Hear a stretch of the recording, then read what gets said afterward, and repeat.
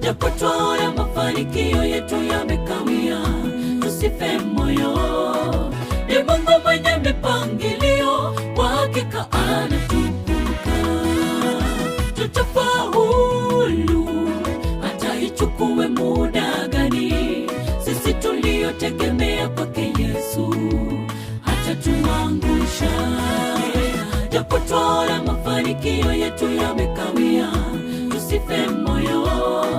Ni Mungu mwenye mipangilio, kwa hakika anatukumbuka.